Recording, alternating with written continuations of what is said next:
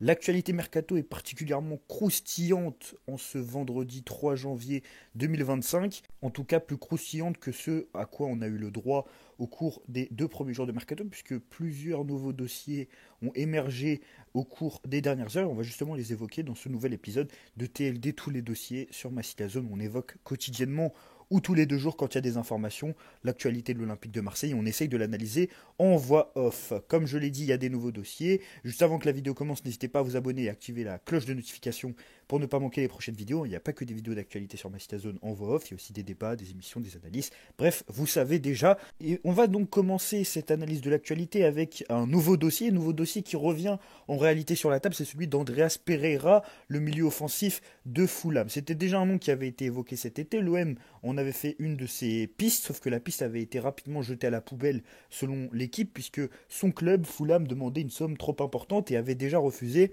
une offre de 25 millions d'euros à l'Olympique de Marseille. Donc pour Andreas Pereira, normalement, c'est un joueur que vous êtes censé connaître si vous regardez la première ligue, puisqu'il évoluait du côté de Manchester United il y a encore 2-3 ans. Il est à Fulham depuis 2022, il est en fin de contrat en 2026 normalement, donc il y a une situation contractuelle qui est intéressante du côté de l'Olympique de Marseille. Et c'est surtout un joueur qui a fait une sortie assez surprenante il y a quelques mois, justement, après ce transfert avorté, l'épisode du transfert avorté, puisque prenant la parole pour un média spécialisé sur la Première Ligue, un média brésilien, il avait tout simplement évoqué l'intérêt de l'Olympique de Marseille et avait livré une décla assez surprenante. Donc la décla, je vais vous la lire. Il avait déclaré, du coup, au mois de novembre, cet été, il y a eu une offre de Marseille. Nous avons discuté, mais malheureusement, cela n'a pas abouti. Ça serait vraiment cool d'aller à Marseille, compte tenu de la façon dont De Zerbi joue au football. Je voyais ça positivement, mais on verra maintenant en janvier ou en fin de saison. Donc il avait évoqué la possibilité d'aller à l'OM en janvier ou en fin de saison, enfin subtilement. C'est une déclaration qui lui avait valu une grosse polémique, parce que quand même, lorsque vous jouez en première ligue dans un club comme Fulham, qui est quand même 8e au classement, et que vous dites clairement que vous étiez prêt et vous voulez encore aller dans un club, signer dans un autre club, en plus à l'Olympique de Marseille, c'est une déclaration qui a fait pas mal parler, du coup, qui a valu au joueur une sanction. En tout cas, il s'est excusé auprès de ses supporters, et visiblement son intérêt personnel envers l'OM semble toujours actif, puisque les informations qui fuitent à l'heure actuelle ne viennent pas de sources françaises, mais de sources soit anglaises, soit brésiliennes, donc possiblement proches de l'entourage du joueur, puisqu'on a appris tout d'abord en début de semaine que Andreas Pereira voulait toujours signer à l'OM par la presse brésilienne. L'information, elle a tout de suite été démentie côté français, parce qu'elle évoquait également que le joueur serait possiblement la priorité de l'OM. Ça a été démenti par RMC Sport, que l'OM allait refaire une offre après l'offre qui avait déjà été refusée de 25 millions d'euros, et que Palmeiras était également sur le dossier. Donc le fait que le joueur soit la priorité de l'OM avait été démenti. Par contre, l'intérêt du joueur, il a été réaffirmé encore une fois, et juste hier soir, et cette fois-ci c'est la presse brésilienne et la presse britannique, notamment The Times, qui ont réévoqué la possibilité à ce que l'OM refasse une offre pour Andreas Pereira. Selon The Times, donc un média anglais qui est plutôt fiable, Fulham craint même que l'OM renouvelle son intérêt pour Andreas Pereira dans les prochains jours. Malgré un démenti de ses déclarations, le joueur il serait particulièrement séduit à l'idée d'évoluer sous les ordres de Roberto De Zerbi.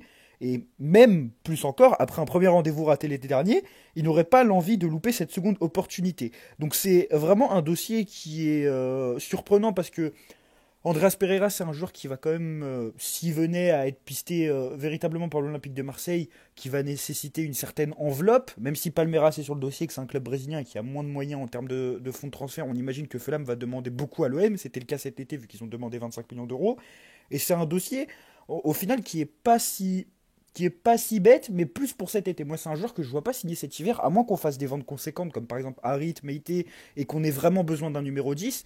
Je pense que c'est plus intéressant d'aller chercher ce joueur-là cet été, où l'OM aura certainement plus de moyens, surtout en cas de qualification en Champions League. Et peut-être que Fulham cet été, à 1 an de la fin de son contrat, quoique il a une option de prolongation de contrat dans son contrat, qui fait que son contrat peut aussi se terminer en 2027, mais officiellement il se termine en 2026, peut-être que l'OM sera plus en situation de force pour négocier un deal. En tout cas, ça peut être un transfert intéressant. Andreas Pereira, ça reste un international brésilien, un joueur qui a été important sur les dernières années du côté de Fulham en Première Ligue. Maintenant, il a 28 ans, donc il faudra voir si l'OM est prêt à poser une somme conséquente, une vingtaine de millions d'euros pour un joueur de 28 ans. Est-ce que l'OM est toujours aussi intéressé par Andreas Pereira? Parce que lorsqu'on parlait de l'intérêt de Pereira et que c'était confirmé du côté de l'OM, c'était plus pendant l'été. Entre-temps, l'OM a pris Adrien Rabiot dans le même secteur de jeu, puisque Adrien Rabiot joue dans les deux postes offensifs du carré au milieu de terrain. Donc à voir si l'intérêt de l'OM est toujours actif pour Andreas Pereira. En tout cas, c'est un dossier à suivre. Parce que même s'il n'est pas confirmé en France, on a quand même des sources fiables à l'étranger qui en parlent. Donc après avoir parlé de ce dossier chaud, Andreas Pereira, qui commence de plus en plus à être évoqué dans la presse anglaise et la presse brésilienne, on peut venir à l'autre dossier dont on a déjà parlé sur les dernières vidéos, mais qui a encore une fois été confirmé ces derniers jours, c'est le dossier Nicolas Zalewski. Apparemment, c'est du concret après les premières rumeurs qui étaient sorties en Italie. Là, c'est confirmé par le média italien Sport Mediaset, ou Sport Italia, je me trompe souvent sur le nom. En tout cas, le journaliste, c'est Gianluigi Longari, ça a été le premier à évoquer la piste Roberto De Zerbi à l'OM et à dire qu'il allait signer à l'OM alors qu'il n'y avait absolument aucune rumeur. Et ça avait été également le premier à parler d'Ismaël Bennacer à l'OM. Apparemment, l'OM a bien un intérêt concret pour le joueur polonais et examinerait également plusieurs alternatives à son poste, donc officiellement au poste d'ailier. Et en cas d'échec de négociation, donc l'OM a déjà prévu, a déjà une shortlist d'autres pistes. En tout cas pour Zalewski, on est véritablement sur un piston, plus piston qu'ailier sur les dernières saisons, un véritable joueur de couloir sur le couloir gauche. Et au vu de son utilisation à la Roma, on l'imagine davantage évoluer au poste de Quentin Merlin, surtout dans le système actuel, que dans un véritable poste d'ailier, en sachant qu'actuellement à l'Olympique de Marseille, il n'y a pas d'ailier, il y a deux pistons, un à droite, un à gauche, et il a cette faculté, en tout cas ce joueur-là, à évoluer sur les deux couloirs. On fera certainement, on fera un trait de présentation sur Twitter, donc n'hésitez pas à aller suivre notre page Twitter, où on interrogera un compte fan de la Roma pour en savoir plus sur le joueur. On fera certainement également une vidéo YouTube sur Zalewski. Enfin, dans cette vidéo, on a pas mal parlé des rumeurs d'arrivée de ces deux pistes à l'heure actuelle, même si Zalewski, ça semble plus concret vu que c'est vraiment confirmé et que il semble vraiment que, à l'heure actuelle, il semble véritablement que l'OM a un besoin au poste de piston, vu que l'OM est sur Zalewski et identifie plusieurs pistes. Il y a une autre rumeur qui est apparue ces dernières heures, mais cette fois-ci dans le sens des départs. On avait beaucoup parlé, on a parlé d'Aminarit, on a parlé de Bamou Meïté, on a parlé d'Mbemba. Et finalement, il y a des joueurs qui ne sont pas forcément poussés vers la sortie du côté de l'Olympique de Marseille qui suscitent des intérêts. Et c'est notamment le cas de Valentin Rongier. Alors, rumeur assez surprenante, parce que Valentin Rongier est à l'Olympique de Marseille depuis 2019 et on n'a jamais eu véritablement de grosses rumeurs autour de lui. On se rappelle qu'au début de l'ère Sampaoli, il y avait potentiellement un départ à Beşiktaş qui avait été évoqué, mais le joueur avait gagné sa place. Et on n'a jamais eu vraiment d'offres concrètes pour Valentin Rongier qui a fuité dans la presse. Et là, on apprend aujourd'hui que justement c'est Jorge Sampaoli qui voudrait recruter Valentin Rongier à Rennes, selon RMC Sport. C'est une véritable piste. Là, on a une source très fiable quand même avec RMC Sport, que des discussions ont eu lieu entre les dirigeants olympiens et les dirigeants rennais, pas forcément avec les joueurs, toujours selon la même source. Valentin Rongier, à qui il va rester 2 ans de contrat cet été, à qui il reste 18 mois de contrat, qui a prolongé au cours de la saison Tudor. L'Argentin, il aurait coché le nom du joueur qu'il a connu du côté de l'Olympique de Marseille, avec qui il avait une relation particulière. Au départ, c'était un joueur sur lequel il ne comptait pas et il s'est affirmé comme une pièce maîtresse de son système. Les contacts apparemment ne seraient pas tout récents puisqu'ils remonteraient plutôt à la fin novembre.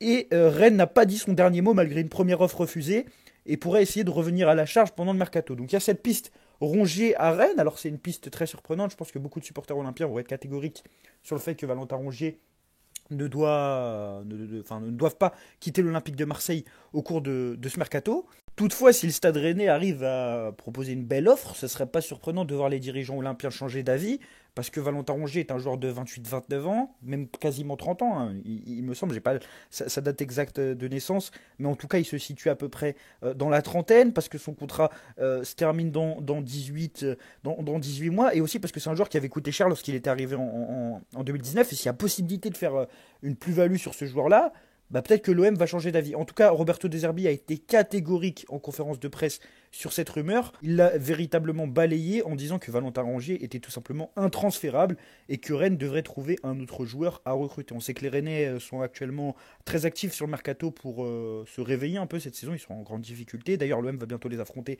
normalement après le match contre le Havre. Ils ont déjà recruté Seko Fofana et seraient également sur Brice Samba. Justement, en parlant du match face au Havre, le Roberto De Zerbi était bel et bien du coup en conférence de presse aujourd'hui avec Quentin Merlin et on a eu une grosse information, une grosse absence pour le match contre le Havre. Il y aura un avant-match sur la chaîne qui sortira certainement ce samedi matin. Geoffrey Kondogbia est en tout cas forfait côté OM comme Paul Lirola, mais Paul Lirola était déjà suspendu de base. Toutefois, le centrafricain souffre d'une lésion au mollet gauche qui le rend donc indisponible à voir la durée de son indisponibilité. D'ailleurs, c'est la première blessure de Kondogbia cette saison. On sait que c'est un joueur qui a traîné de nombreux pépins physiques sur les dernières saisons. Donc c'est plutôt positif de voir que pour l'instant Kondogbia ne s'est blessé qu'une fois cette saison.